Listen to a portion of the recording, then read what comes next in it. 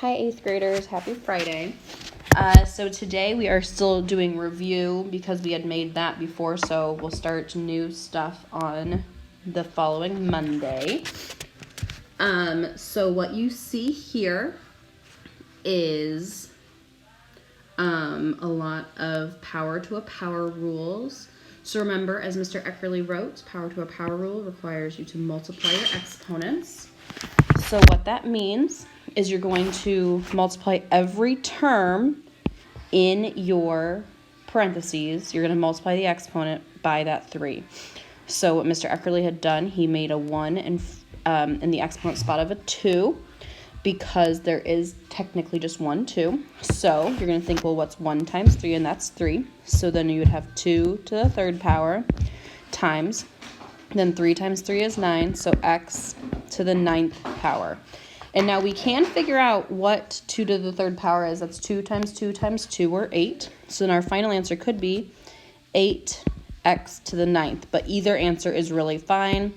I would be fine with 2 to the third, x to the 9th. Either answer, again, totally fine with. All right, so number 2, again, you just multiply all the exponents by that -1 exponent right up there. Again, with that 2, we just see the 1. And Mr. Eckerly added that 1 because we need to consider that when we are applying that exponent. So 1 to the times -1 is -1. So it would be 2 to the -1 power. 3 times -1 is -3. So x to the -3 power. And 0 times -1 is 0.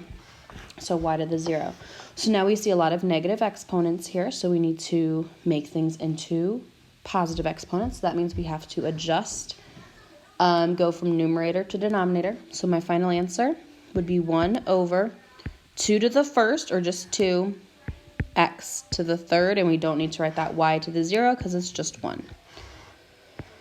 All right, next, 4 times x cubed times y to the -3rd, all raised to the 3rd power. So what we have to do again, we have to just multiply that 3 to all 3 exponents.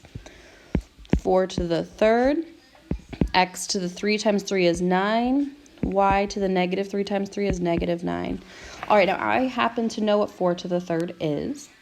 You can leave it as 4 to the 3rd, or you can make it 64. 4 times 4 is 16, and then 16 times 4 is 64. And then y to the -9th, that's the part that we'll have to move into the denominator. So our final answer, I'll put both options. 4 to the 3rd, x to the 9th, over y to the 9th. Or you could have 64 x to the 9th over y to the 9th. That's another option as an answer. And then number 4, again, we're just going to be multiplying all of our exponents by that -2 exponent right there. So it'd be u to the +2 because -1 times -2 is about +2. And then 3 times -2 is -6. Now that -6 means we have to move that v to the -6 to the denominator. So my final answer would be u squared divided by v to the 6th. All right, that's it. Make sure you let your teacher know if you have any questions over power to a power rule. Have a great Friday, Trojans. Goodbye.